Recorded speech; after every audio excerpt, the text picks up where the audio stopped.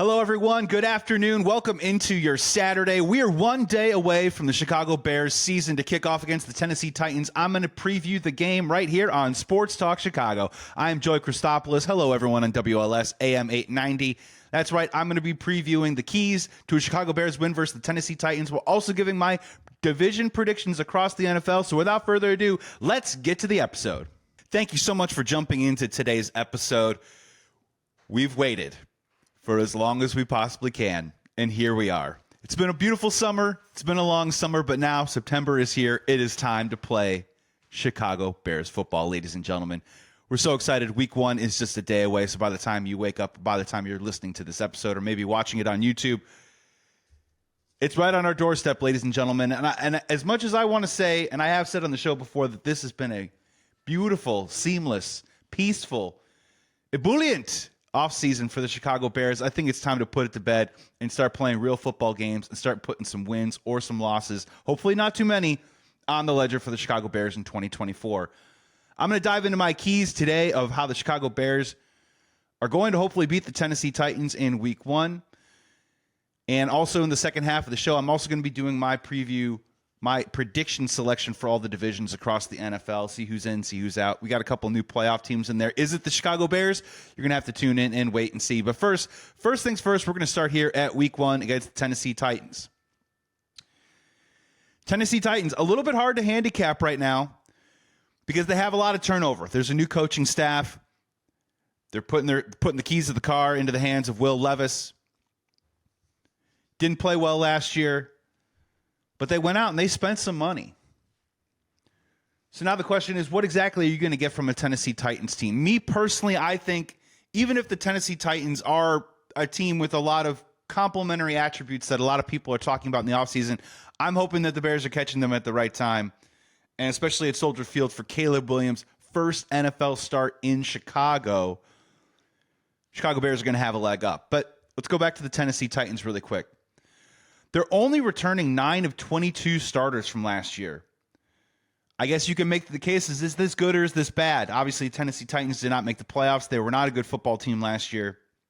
So when you turn over that roster, hopefully some new blood can rejuvenate and reinvigorate a team, especially with new coach Bill Callahan. But at the same time, when you do bring in a lot of new starters, we have seen it in Chicago with these rebuilds over the last, 10 years? 3 different regimes in 10 years? That first year can be kind of bumpy. And that first year, sometimes it's more about implementing your system, your philosophy, than it is necessarily a mandate to go out there and win football games. So you return to 9 of 22 players. And to be very fair, they made some really interesting additions in the offseason. They spent over $318 million in the offseason on new players. They went and signed a pair of receivers to go along with the receiver that was recently acquired last year, DeAndre Hopkins. They now have Calvin Ridley and Tyler Boyd. Tyler Boyd, I like a lot. Now, early on in the offseason, when we hadn't drafted Rome Odunze yet, when we still had the quarterback Justin Fields on the team, who's no longer on the team, he's in Pittsburgh. Remember that, Bears fans. Just keep that in mind, that Justin Fields is no longer on the team. I get it. I'm also upset about Mike Glennon, too. But let's also remember, he's no longer on the team. It's time to maybe move forward and look forward just a little bit. But back when that was the case, when we were trying to figure out what the Chicago Bears needed wide receiver help. And I like Tyler Boyd a lot. He's a veteran receiver. He's not exactly a burner anymore. He's not exactly a number 1, maybe not even number 2, but he's a damn good number 3.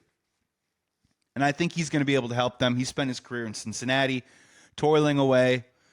Then finally, Joe Burrow comes up, and to be honest, I think the Cincinnati Bengals had to move on because they're dealing with their own issue right now in Cincinnati, trying to sign Jamar Chase to a long-term contract, while also T. Higgins has asked for a trade. So they're having a hard time paying the guys at that position. Tyler Boyd is a good player who wasn't cast off. He just moved on to the Tennessee Titans. I was hoping the Bears would have signed him, but obviously the moves that they made with Keenan Allen and Rome Odunze in its place obviously were better than my idea of bringing in Tyler Boyd. Calvin Ridley, interesting player, obviously, has that past of he had a great start of his career with the Atlanta Falcons. He got busted for online gambling on his phone with the NFL, which you obviously clearly can't do. He paid for his, he had his consequence. He did his time. Now he's back. came back to the Jacksonville Jaguars, and then they opted to not sign him to a long-term deal, and then he goes and gets $90 million from the Tennessee Titans. Look, I hope it works out for them in that regard, but it kind of makes you scratch your head just a little bit that Jacksonville brought him in and then decided not to give him a long-term deal. So they have two new receivers there. They bring in a guy like Tony Pollard to pair with Tyjae Spears in the backfield, both kind of undersized backs, both quick, both can definitely hit the edge. Tony Pollard, in the right situation, can be a really good running back, but in my opinion, they're probably going to shoulder him with too much of the load from the backfield, and he can wear down pretty quickly. They also, the Tennessee Titans, now this is going to be a bit of a tease into my keys here, but the Tennessee Titans have been doing a lot in terms of remodeling their offensive line. We all know Pete Skoronski from Northwestern. They drafted him a year ago. This year they drafted J.C. Lathan, and then they brought in Lloyd Cushenberry as a center, who actually was ranked as like a top 10 center in the NFL. So they're trying to remake a unit that has honestly struggled in the past couple of years. They bring in Bill Callahan, former O-line coach. Obviously, his dad, Brian Callahan, was a coach for many, many years in the NFL. And obviously, they bring in a new defensive coordinator, Denard Wilson, who's a guy who's a former defensive backs coach. He likes to do a lot of press coverage with wide receivers at the line of scrimmage, which also is why they bring in a guy like Quadre Diggs, safety, and then they also traded for L'Jarius Sneed.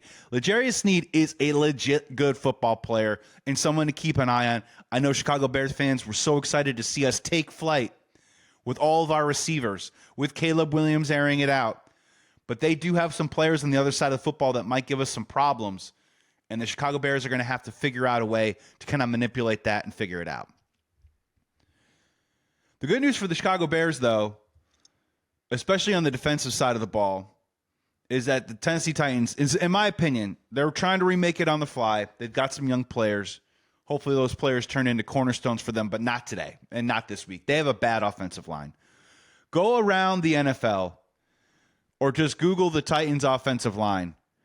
And man, Pro Football Focus has them ranked 30th. Pro Football Network has them ranked 27th. Sharp Football Analysis, a website that I trust very much, has them ranked 26th. This is not a good unit. And they have a quarterback who only completes 58% of his passes. So let's get into my keys to a Chicago Bears victory in Week 1 versus the Tennessee Titans. And I'll start with that first one right there.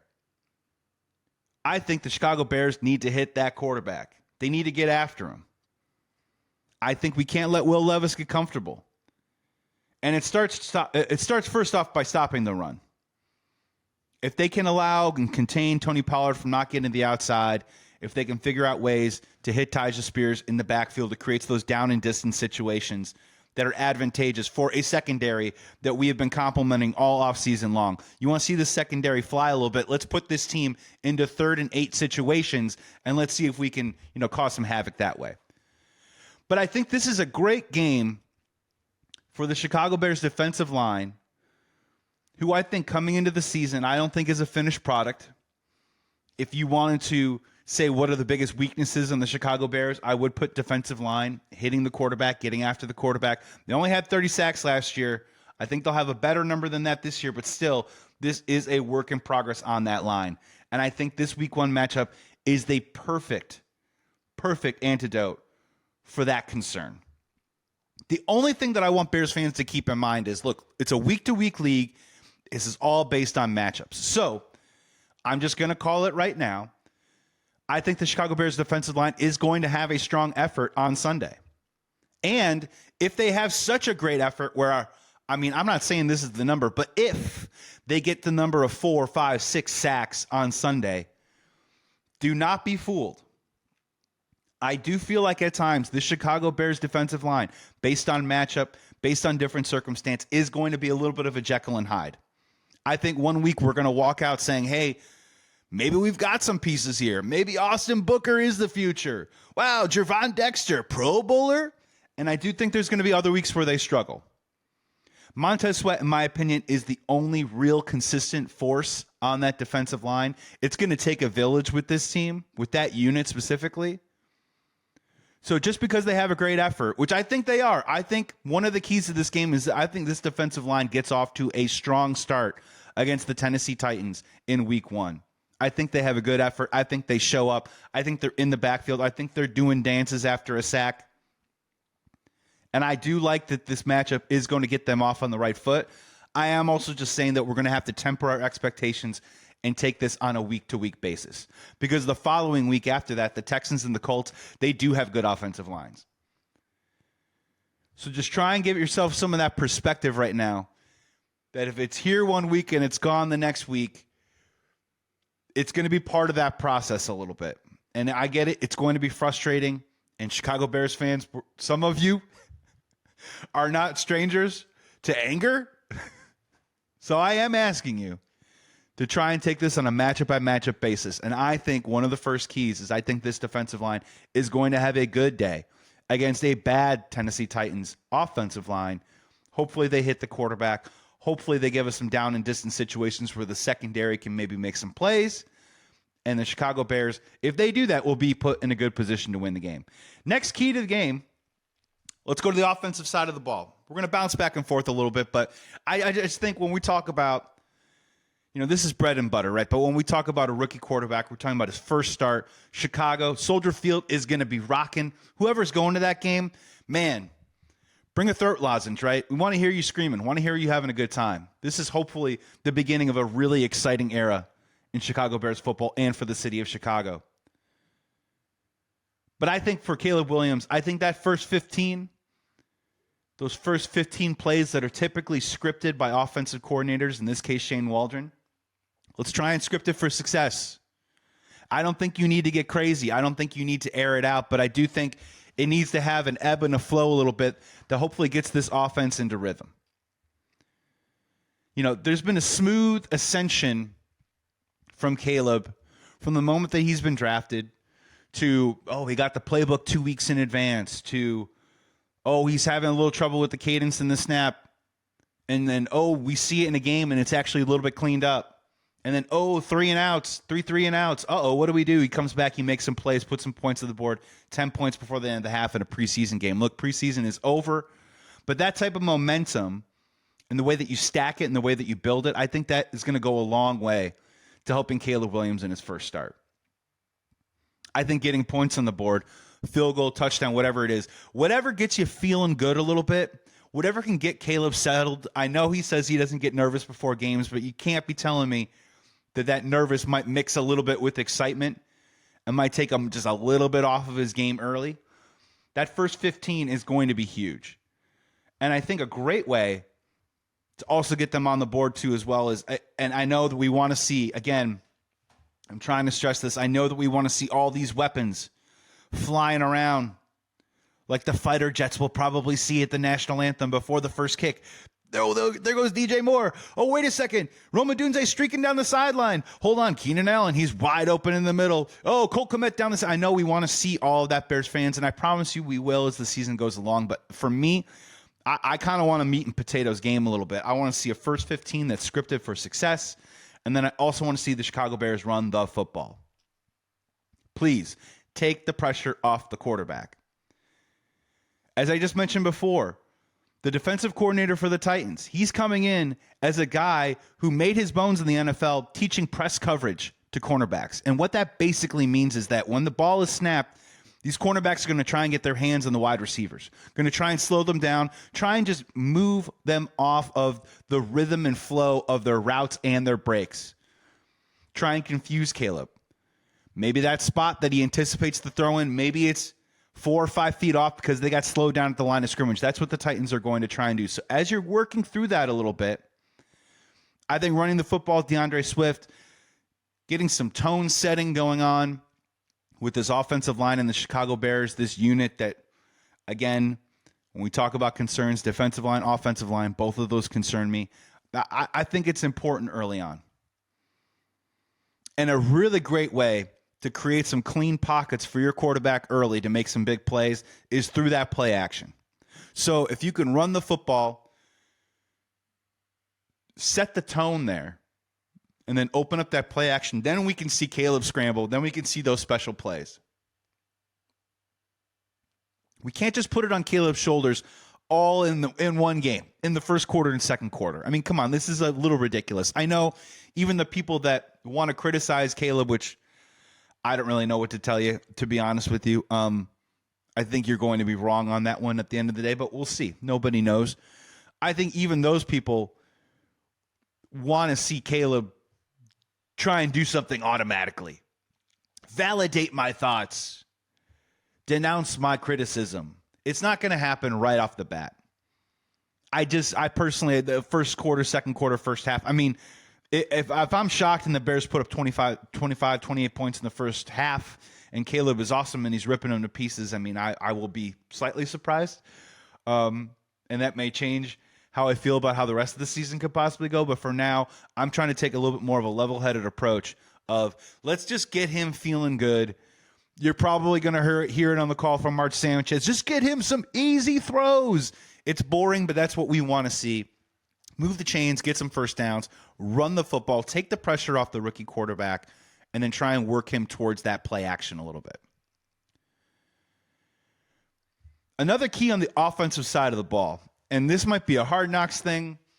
This might be a Matt Nagy trauma thing from my past, which I'm working on still. Is I also don't want them to overuse Velus Jones. And that's sometimes some of the blind spots that an NFL front office or a coaching staff can have. They try and rationalize why this guy should be on the team, and they really build themselves up. I mean, think about it like a fantasy roster that I'm sure many of you had over the weekend. You're in the 12th round. Why are you taking this guy? Well, what if this guy does this and he's a game changer? And don't overthink it with Velus Jones. I'm asking the Bears coaching staff on this one. I think he should get some touches, but don't get too cute with it. Don't try and force it. Don't worry. Do we really have to incorporate the end around so early in the game just so that we can get him a touch? I don't really think you do. I think that he's a guy who's going to be, when you say change of pace, when you talk about a pitcher who's a hard-throwing fastball guy and then he throws that changeup out of nowhere, Velus Jones is going to be that type of player, as in you are running a very particular kind of offense. You're getting the ball into DeAndre Swift's hands. You're passing the ball around. And then all of a sudden, Velus Jones comes in, and it's a different look between the tackles. The speed around the edge is just a different look. And you're throwing it in there enough that it changes the pace, and hopefully it can kind of break off some big plays from you. I don't need to see that week one, to be perfectly honest with you. I'm completely content with Velus Jones getting 1 touch, 2 touch, honestly no touches. Incorporate it later in the season. He's a part of the layers to this. He is not a main ingredient to what's going to make the Chicago Bears offense succeed. Don't get over cute about it, is one of my main points there. Another one of my major keys to success, part of it has to do with the team that was on the field last year. And to be very honest, there's a lot of new components on offense. Clearly, obviously, the quarterback is different. So it's hard to judge the following stats I'm about to read off as gospel for what this team is going to do. But I will say this kind of ties into my last point, which is going to be about Eberflus, that in general, the Chicago Bears this season, they got to play better in the fourth quarter. I mean, it's a team problem. You're removing the excuse of Justin Fields was bad in the fourth quarter last year. He's not on the team anymore. Hey, Bears fans, are you aware of that? He's no longer on the team? For those of you that still... Okay, I'm just checking. He's no longer on the team. Just saying. In the fourth quarter last year, the Chicago Bears were bad. Turnovers. Didn't do a good job with timeouts. And we all know about them blowing 3 10-point leads. 3 games that easily could have been wins turned into losses. All of a sudden, a 10-7 turns into a 7-10. Even if you give us back one of those games, 8-9, it looks a lot better. Maybe we're having a different conversation. So unfortunately, the Chicago Bears last year, they're outscored by over a point in the fourth quarter. They averaged only 5.6 points a game last season in the fourth quarter. That was only 20th in the NFL. And then they allowed 6.8. 24th in the NFL, or 8th most in the NFL, however you want to read that stat. It's about closing football games, and it's about winning. When you look at your head coach, who is 10-24 as a head coach, a guy who was at the ship steering the wheel of 14 straight losses at one point during this rebuild. As we see now, there was a method to this madness. There was a process. I get all of it, but you can't sit here and tell me that we couldn't have picked up a couple of wins here and there if it wasn't for how we played in the fourth quarter. That comes down to coaching. That comes down to execution. And I understand that in years past we've had a talent gap, so we've had to play on the margins a little bit. But guess what? Those margins have gotten a little bit wider because our talent has gotten way better on this team. So no more excuses with the fourth quarter. It is time to close teams out. And that's what I want to see. It's going to be huge.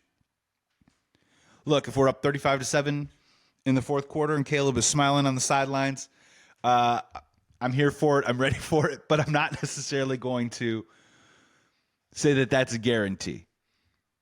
Chicago Bears need to close it out in the fourth quarter, and I think that's going to be a big key to not just this week one, but the rest of the season. And then my final key, I'm just talking the Flues factor. It all ties into this. I get it. We're excited for the quarterback. We love King Poles, Ryan Poles, general manager, making great moves, great draft picks. Look at these wide receivers. Look at our awesome secondary. This is all great. It does at some point come back to our glow-up coach, Matt Eberflus, a guy who I roundly, consistently, weekly criticized for better part of the last 2 years. And I understand that there's a lot of information out there about how he has done a great job in the locker room. Guys love playing for him. He looks a lot better on the sidelines. Maybe he has more confidence and more calm and more of an inner constitution that's going to help him be successful this year. But, honestly, it's put up or shut up time. And when we're talking about the Flues factor in this game, I'm curious to see now what kind of coach do we get. It took him a year and a half to decide to start calling blitzes on defense. How does he deploy that in this game? Does he continue to play it straight up because he thinks the talent level is there that they don't need to do it, or does he still call blitzes? I think he needs to. I think he needs to put pressure on this quarterback early and often, and I think we have the speed to not only get into the backfield but also make up for it on the back end if we send an extra guy. It's the little stuff, right? The 2-minute offenses. How does he roll with that? What does he do? How does he use his timeouts? Does he use them correctly?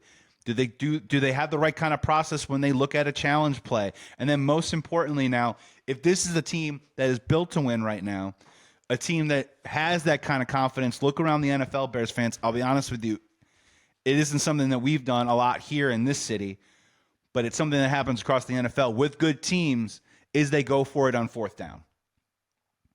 And prepare yourself. They go for it on fourth down in areas, at places, at times that are unconventional from what we've understood from the last 10 or 15 years. But if you believe in yourself, a 4th and 4 at, let's say, the 40-yard line, you're just outside of field goal range of 4th and 4. Let's see if Eberflus goes for it.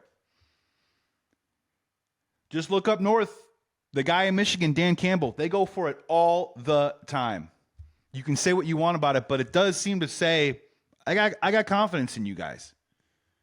And that's what I want to see. Does Matt Eberflus change the game? Does he push the pedal to the metal a little bit and gets a little bit off the conservative type of playing with the type of roster that he used to have and start coaching a different way with the roster that he now currently has, which is way more talented than any of the past 2 years combined?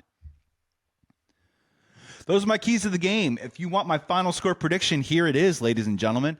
I will say the Chicago Bears are going to win 24-17. I do like 3 touchdowns. I like a field goal. 24-17 feels a little bit closer, but it does cover the 4.5-point spread. I think it's a solid win for the Chicago Bears. I'm not really ready to say that the Bears are going to come out there and just blow the doors off of somebody. I'm not really quite there yet with this team, but I will say that they come out, they get a win, everything feels good. There's going to be a lot of teach tape, a lot of things to correct. I'm sure there's going to be some things that we're going to be mad about, that we're going to criticize, and that's okay. As long as we're getting a win in this game, I think Chicago Bears fans should be happy enough to move on, and we can criticize accordingly. I will say this, if they blow the doors off of them, 35-7, something along those lines, it could be a watch out. It could be one of those seasons. Again, week 1, we're going to overreact. We're going to get into it. But if the Chicago Bears come out and pound the Titans the way that they've been pounding teams in the preseason, and that actually carries over, and Caleb is smiling on the sidelines because he's not even in anymore because Tyson Bagent's playing the last couple possessions was 6 minutes ago. It might be a watch out. Here comes the Chicago Bears this season. We will see. For now, I'm saying 24-17. For this section here, I just want to do a quick round about the NFL, give you a little bit of an idea of who I think is going to be good, who I think is going to be playoff bound. Are the Chicago Bears going to be playoff bound? I will get to that in just a moment. I'm going to go division by division. We're going to start in the AFC. Do a little quick little, just easy little, maybe 1 minute primer on each team, and we're just going to move on. So we're going to start with the AFC East to begin with. Actually, a division that is going to be incredibly competitive if you are not the New England Patriots. We're going to start there. They are my number 4 team in the AFC East. Chicago Bears fans, this is going to sound familiar. New coach, got rid of a bunch of players, have no interest in winning, and hopefully going to get a high draft pick. Does that sound familiar? Well, that's the New England Patriots right now. What the Chicago Bears were 2 years ago is what the New England Patriots are trying to execute now with a young quarterback in Drake May. They have an awful offensive line. I worry for the kid. I hope he doesn't get his head kicked in. And I hope, another North Carolina quarterback isn't ruined by circumstances that are a bit out of their control and he can weather the storm and be good. But I don't see them winning a lot of games. They might be one of the worst teams in the NFL. Coming in at number 3, this is going to be a little bit of a surprise for some people.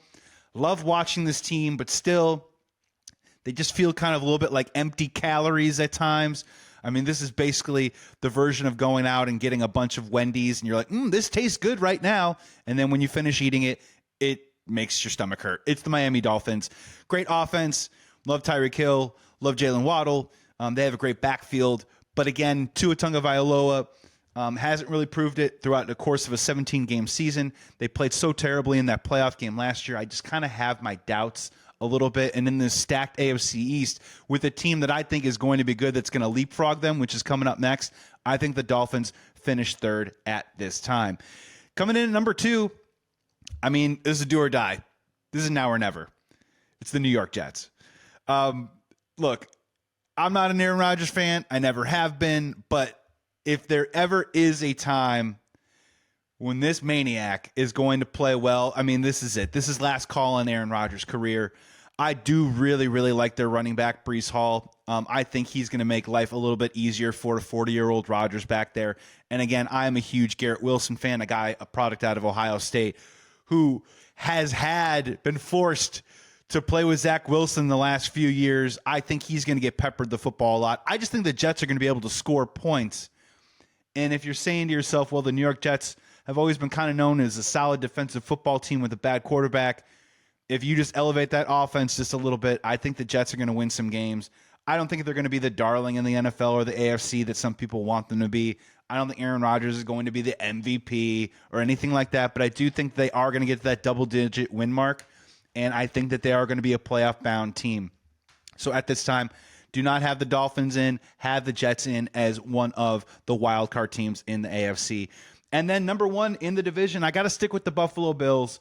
Until further notice, 40-year-old Aaron Rodgers, probably a Hall of Famer, all that stuff aside, just talked about the Dolphins offense. The best player in this division still is Josh Allen. This guy is just really fun to watch. And when I say that, I mean, he's got a cannon for an arm. He's incredibly tough. And the way that he runs the football, I mean, man, sometimes when other quarterbacks in the Bears would run the football, I would close my eyes. Josh Allen, I think the defenses close their eyes because they're about to get popped by him. I get it. He makes a ton of mistakes. But I do like that they have probably the best running back that they've had in James Cook this entire time in Josh Allen's career. I do like the fact that the distraction of Stephon Diggs, who honestly, I don't know if the skills were eroding, but the chemistry with Josh Allen was eroding enough that it just wasn't working anymore. I think that is definitely an addition by subtraction. And I think the Buffalo Bills, again, are the class of that AFC East, and I got them winning the division. So out of that division, I got the Bills and the Jets coming out of there. Moving over to the AFC South, Boringsville, not very fun. Never has been, really never will be. Good news, though, Bears fans. We play them a ton this year, so maybe good news for us. We're going to start with number 4, the Bears' Week 1 opponent, Tennessee Titans. As I illustrated in segment 1, they just don't have a good offensive line. I don't really buy Will Levis as a quarterback. I think he'll be able to make some plays, but when you look at some of the quarterbacks, it just in that division alone, he clearly is a distant fourth. That's another team in transition trying to get better, but they're probably a year away until they add more talent. I just think they're in fourth place at this time. The Indianapolis Colts come in at number 3. I'll be honest with you, and I'm happy to be wrong. I don't buy Anthony Richardson.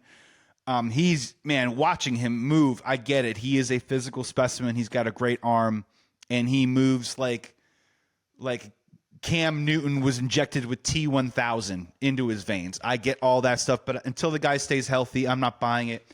Really, really concerning reports out of training camp about him not playing well at times. And as we know, Bears fans, sometimes those bad inconsistencies, we can try and wipe them away all we want to, but those warts rise to the surface in week 1. I think that's going to be the story with Anthony Richardson. Maybe not yet ready for prime time. He finishes 3rd in the division. I do like them as a team, but I just think that the 2 teams above them are better. The Jaguars, look, Trevor Lawrence, it's almost like he's getting boring now because he hasn't won a playoff game where people are starting to forget about him, but this is a really capable quarterback. And in a down year last year, still threw for over 4,000 yards. If I'm wrong on this prediction, I think Doug Peterson is out. But I do think the Jacksonville Jaguars, with the Brian Thomas drafting of him a wide receiver to replace Calvin Ridley, I think that's an upgrade. They still have Christian Kirk there. They still have a really capable running back. The defense is solid enough to stick around. I do think that they finish in 2nd place in the AFC North, which leads us to the number 1 team in the division, who the Chicago Bears will play in week 2, Houston Texans. I'm not going to go against the grain on this one. I'm not as big of a CJ Stroud guy as everyone else on the planet seems to be. I don't think he's already been anointed as one of the greatest quarterbacks that we have in the game right now. He had a fantastic year last year, and trust me, I know he was on my fantasy team, but let's be very honest. I watched him very closely, got off to a bit of a slow start, and the touchdown numbers weren't really there. And what CJ Stroud does so well is that, and I was impressed, and honestly I admired as a Chicago Bears fan, is he just keeps coming. He continuously pushes the ball down the field, and it isn't just that he gets his garbage yards at certain points in the game. He plays all 4 quarters, and that is impressive. But honestly, can I just see him do it again before I think that he's going to start making Super Bowls all of a sudden? I love the comparison, and in Chicago, we're going to be comparing Caleb Williams to CJ Stroud all year long. But to be honest with you, I just kind of want to see it a little bit more. Is that fair? After 17 starts, is that fair? I want to see it a little bit more before I start crowning him the next great thing. I have him going and winning the division, the Texans. And I also have the Jaguars making the playoffs. So I got 4 playoff teams down right now. Let's go over to the AFC North. Man, AFC North. Man, black and blue, slobber knocker. Here we go. Holy cow. I got the Cleveland Browns finishing 4th. They have a great defense. Don't get me wrong. I think that they're underestimating how much they missed Nick Chubb last year. I get it. Jerome Ford was a good player at times. But again, their team really needs to kind of be around that old school, run the ball first, play defense first, throw the ball second. And from some of the reports in the offseason that they're not trying to change the offense to have it cater towards Deshaun Watson. Why? Other than the numbers of zeros that you're putting on his check, I don't understand that from a football perspective. I'll be honest, I'm not really buying Deshaun Watson as a top-tier quarterback. I think that there are going to be a lot of situations where the game's going to be close and maybe a turnover or something goes the wrong way, and the Cleveland Browns come up a little bit short on a lot of different fronts this year. And it's a tough division. So, honestly, this team could win 7 games, 8 games, and still finish in last place. I have them in last. Coming up next is the Pittsburgh Steelers.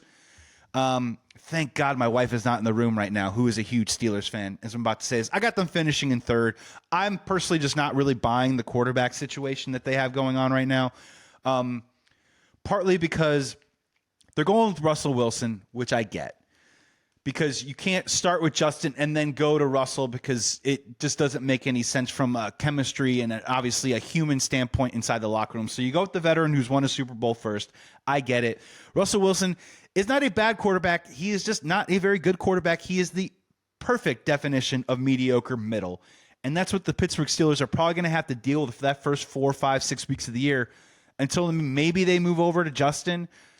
or maybe Russell Wilson sticks with them and they're content being that 8-9, 9-8 team, but I think that's where they are right now. Their defense is still really, really, really good. My biggest question for the Pittsburgh Steelers, though, is that they have no second receiver. So all they do in the world is score 13 to 16 points a game. Can they get it up to 20? Maybe. You are going to have to throw the football. Without that second receiver, it seems more like the same old Pittsburgh Steelers, which puts them right in the middle. Coming up next, we got the Cincinnati Bengals. I want to say that I like the Bengals a lot, but man, I'm a little bit of a wait and see on the wrist injury that Joe Burrow suffered last year. For those of you not familiar, he suffered a wrist injury in a way that NFL doctors are kind of vexed as to how it happened. They've never really quite seen a wrist injury in the NFL, quite the one that Joe Burrow had. It's a bit of a red flag, right? I don't know if I've got the Kerry Wood, Mark Pryor kind of vibes on the whole thing, because I love Joe Burrow. I love watching him play football. But until he stays healthy, it's a bit of a wait and see for me. They traded out their running back room. It's Chase Brown, it's Zach Moss now. I do think that'll help them a little bit go into more of a 1-2 complementary punch back there. But, man, they definitely have some questions for sure. With Jamar Chase wanting new money, T. Higgins wanting new money. There's a little bit of some unrest right now. They made the Super Bowl, and it's already that disease of me. When do I get paid? And are they really all pulling on the same rope to get towards the same goal? I got them finishing in second and in first place. Talking about pulling on the same rope, the Baltimore Ravens, they're number one until proven otherwise. Lamar Jackson, incredible player. I want him to continue to stay healthy. I'm just putting them in first right now. Do I think that they are playoff contenders? I don't. I really don't. When they get into that playoffs, I don't think that they're going to make a ton of noise. Because that's what they seem to do every single year. And what exactly do they do this offseason that really put them in a position to go over the top? Derrick Henry, I think, is going to be great for the Baltimore Ravens, but in a playoff game, is that the X factor? 30-year-old Derrick Henry? I don't know if I exactly see it from that perspective. I have them finishing in first, but I don't have them making a ton of noise in the playoffs. So here we go. I got Ravens and Bengals, which means there's only one team coming out of the AFC West to make the playoffs. I want you to take a gander who it is. I'll give you a shiny nickel if you get it right. But we'll start at the bottom, the Las Vegas Raiders. No quarterback, no problem. No, big problem in Las Vegas. They have to wait a year on this one. Hopefully, they're probably another team that's going to be in that draft pool next year for the Shador Sanders, the Quinn Ewers, the Carson Becks of college football world right now. They might have to trade Devontae Adams. I'm calling it right now. I think a great one to keep an eye on, Bears fans, is the Chicago Bears talking to the Las Vegas Raiders at some point in early October about Max Crosby and trying to build a deal around that second-round pick that hopefully is looking pretty juicy from the Carolina Panthers. And I think that's the type of guy that you go out and get. This dude, if you're not familiar, look him up. He plays with his hair on fire. He's going to remind you of the 85 Bears. He has an incredible motor. I think he's the perfect fit to go opposite of Montez Sweat. So if you're talking about a guy that Ryan Poles wants to trade for, take a look at the Las Vegas Raiders and Max Crosby moving forward. They finished in last place. In third, a lot of people like this team. I'm a little bit more bullish on them. I'm going with the Los Angeles Chargers. The plantar fasciitis with Justin Herbert, that's a real thing. And I could easily see them at some point not punting on the season, because Jim Harbaugh would never do that. But if Justin Herbert is hurting, and let's just say they're at 2-5 or 3-6, somewhere along those ranges, right around Halloween, he's still hurting. I could see them possibly shutting him down. And Jim Harbaugh will still say, we're going to go out and we're going to win games. They're not going to win games. They're going to punt towards next year, get a great draft pick, and see if they come back. Just not buying the wide receiver weapons, not really buying what they kind of have on defense right now. Honestly, surprised that they restructured and brought back Khalil Mack, but I don't have them really doing much this year in the AFC West and not making the playoffs. Number two, surprisingly, I have the Denver Broncos, because quietly, after that whole mess with Russell Wilson last year, Sean Payton had that team playing competitive football towards the end of the year. You got Javonte Williams coming back from a torn ACL. I think he's going to have a good season. And Bo Nix, watch out a little bit. I think he will be serviceable. And I think the Denver Broncos aren't going to really blow your hair back on paper, but I do think they're going to win enough games, and honestly a weak AFC West, to probably finish in second place. And, of course, number one, the Kansas City Chiefs. I think they have a great opportunity to possibly sweep their division this year. I think they have a great opportunity to earn that number 1 seed in the AFC West. In terms of winning the three-peat, we'll see. But we all know Patrick Mahomes. We all know that team. We all know Andy Reid, and they're easily in first place. So to wrap it up, my playoff teams for the AFC right now are as follows. The Bills, the Ravens, the Texans, the Chiefs, the Jets, the Bengals, and the Jaguars. Jets, Bengals, Jaguars are wild cards. Moving on over to the NFC. NFC East, last place. I'm going to go Washington Commanders. I get it. They've brought in a lot of new pieces, got a new coach, Jaden Daniels, but I think if we talk about rookie bumps with Caleb Williams, that goes the same for Jaden Daniels too as well. And if you look at the division, you look at their schedule, I think that there is enough on there to say that they probably have a last place schedule at this time. I'm going last place for the Washington Commanders. Next one, number 3, probably close. Nail biter between these two teams is the New York Football Giants. New York Football Giants, I love Malik Neighbors. And it was the situation of 2 years ago when Brian Daboll, the head coach, came in, that they made the playoffs. Everything was hunky-dory. Last year was the season from hell.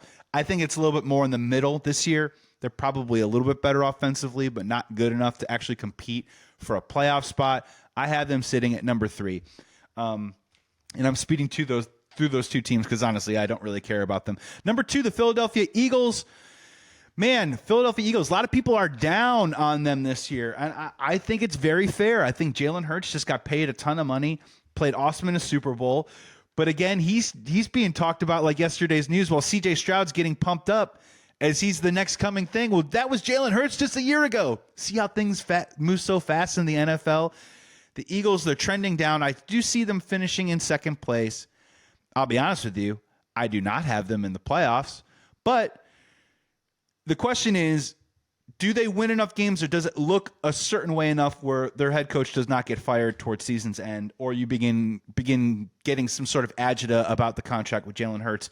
That's yet to be seen. But I love Saquon Barkley on there. They still have 2 great receivers, really good tight end. Sure, the offensive line isn't going to be as good, but they still are going to score points. They're going to be a competitive team in the NFC. And then number 1 in the NFC East, I have the Dallas Cowboys.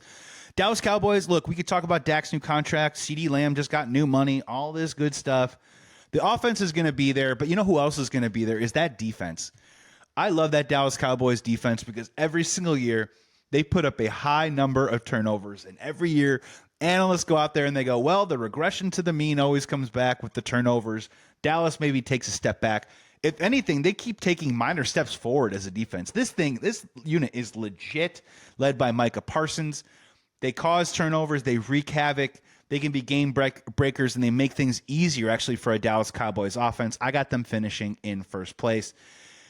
NFC North, again, boring. I got them Carolina Panthers finishing last, solely for the Chicago Bears second-round pick. But no, let's be honest here. I don't buy the quarterback. They really haven't done anything that's going to blow your hair back to give him some more offensive weapons. Yeah, maybe a couple things like Deontay Johnson. Maybe that makes life a little bit easier for him. But again, a team in transition, a team that even in a bad division is going to struggle to win them games. And I have them finishing in last place.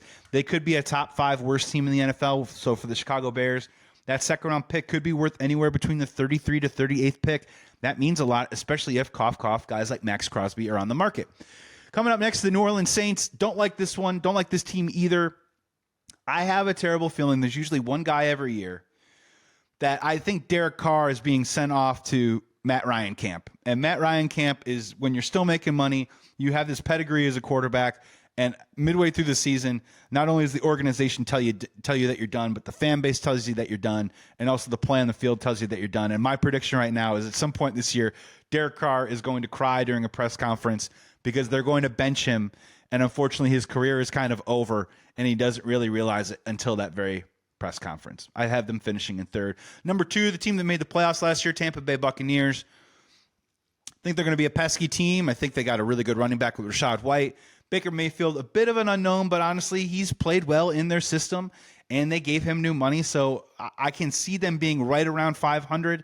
But again, in the NFC South, someone's got to take some bumps and bruises across this NFC. I think it's in this division. I think Tampa Bay Buccaneers, I think they finish in second place. And then finally, in first place, I'm drinking the Kool-Aid on this one. I'm going the Atlanta Falcons. People have been talking about it for years in terms of their weapons, whether it's Kyle Pitts, Drake London, Bijan Robinson. For Darnell Mooney fans out there, he's in the mix now too as well. I just think Kirk Cousins in the regular season plays really productive offensive football, and they score points. In this division, I think that's all that they really need to probably win this thing out. They got enough guys, and I think if they lean on Bijan and Bijan Robinson, who's a great player, ready to have a breakout season, he stays healthy, I think they could possibly win the division. Do I think that they're a team to be reckoned with in the playoffs? I do not. But again, all hunky-dory down in Atlanta if Kirk Cousins can come in and take his team to the playoffs in the first year of that contract, even if they take Michael Penix first. NFC West. We're saving the North for the last. Excuse me a moment here. NFC West. Last place, I have the Atlanta Cardinals. I think this is a really, really tough division. The Cardinals are going to be better this year. Their offense is going to be better. Even with Kyler Murray healthy, they weren't winning football games last year, but I am a huge Marvin Harrison fan. I also really like Trey McBride. I think he's going to have some weapons to throw to. I just don't think their defense stacks up well enough to stay in these games, specifically against the offenses of the Seahawks, the 49ers, and the Rams, teams that they're going to have to play 6 times this year. Out of that record, man, 1-5, 2-4. That's going to hurt them. That's going to ding them, and I think that puts them in the basement in the NFC West. The Seahawks come in at number 3. A lot of people like them a lot. I just still have the 2 teams ahead of them. It's going to be competitive. They're going to have a really interesting defensive line. Love DK Metcalf still. Geno Smith tailed off last year, but still, I think they come up just a little bit short and finish 3rd in the NFC West. Number 2, surprise, surprise, San Francisco 49ers. That's right, I'm saying it. That means I got the Rams winning the division. The 49ers, I just sort of see, look, they have always had health issues, whether it's McCaffrey, Debo, Ayuk, Kittle, take your pick. They were extremely healthy last year. Do they get that lucky again? And again, they've had some contractual issues and they've had some injuries in training camp. I could see a slow enough start early on. Maybe they finish the year strong, but I could see a slow enough start early on that they could possibly finish 2nd place in the division. I do have them making it as a wild card, but I do have the Rams, the Los Angeles Rams, winning the NFC West. I think a lot of teams are sleeping on them. I think McVay is a great coach. I think Matt Stafford, if healthy, is one of the better quarterbacks, and not just the NFC, but entire NFL, top 10. Puka Nacua, Cooper Kupp back together. I think they score points. And after a year off of kind of getting over the whole Aaron Donald thing, I think that their defense is going to be back and playing better football. I have them winning the division. And then finally, the NFC North. Coming at you in the bottom, Minnesota Vikings. Don't need to spend a ton of time on them. Sam Darnold, the quarterback, is all you really need to know. That they're going to have a hard time competing in that division. Kevin O'Connell, good coach. Justin Jefferson, awesome. But Sam Darnold is your quarterback. Unless they went out and got Ryan Tannehill or somebody, I just don't see it happening. Number 3, the Green Bay Packers. That's right, ladies and gentlemen. I have the Green Bay Packers in 3rd place in the NFC North. If you're listening to this and you're a Packers fan on the road, please wear your seatbelt. Do not drive off the road. But look, I like Jordan Love, how he finished last year. I'm trying to be nice. They won a playoff game. They looked very impressive. But don't forget, Packers fans, you know this well. Jordan Love really struggled for about a 5, 6, 7 game stretch last year. He was throwing picks. I get it. They remade the offense and tried to figure it out. But I think Jordan Love secretly has the ability to throw some real clunkers out there when he's tasked to do it. He might be a bit of a good Jordan, bad Jordan, good love, bad love, whatever you want to call it. The way we said good Rex, bad Rex. I see them finishing in 3rd.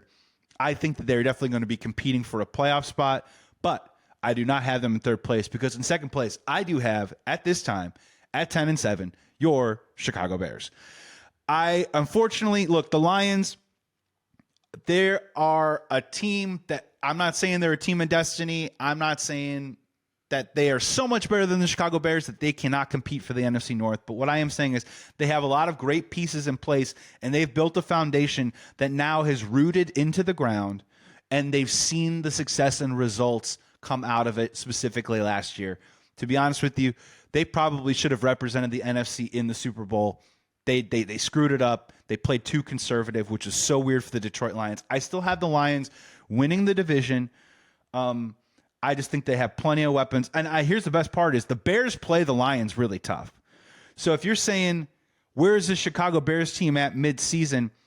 When we get to those NFC North games after week 10, we're really going to get some great litmus tests of not just where the Chicago Bears are in their progression as a franchise with Caleb Williams, but where are they this season to possibly compete for something bigger and something better. So I have the Chicago Bears in second place, which means your division winners for the NFC, Cowboys, Lions, Falcons, Rams. My wild cards are the 49ers, the Chicago Bears, and yes, I also have the Green Bay Packers. I have 3 teams in the NFC North coming out of that division and making the playoffs, which all of a sudden, ladies and gentlemen, means this NFC North is completely flipped on its own head. It might be, by season's end, the most competitive, talent-rich, and entertaining, dare I say, entertaining division in the NFL, the NFC North.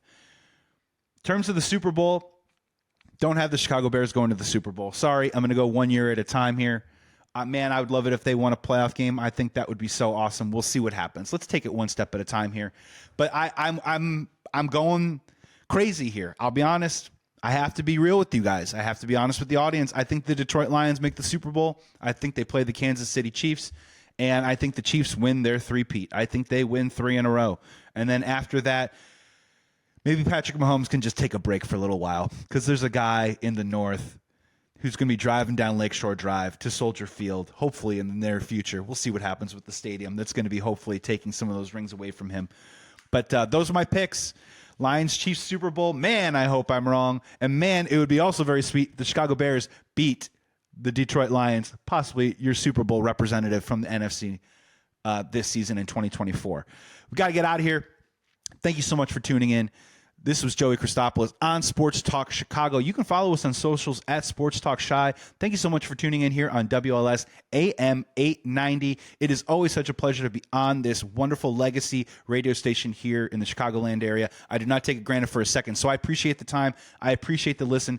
Be well, be safe. Please be good to each other. Bear down. Enjoy your weekend. Get ready for Bears Sunday, and we will see you next week right here on Sports Talk Chicago.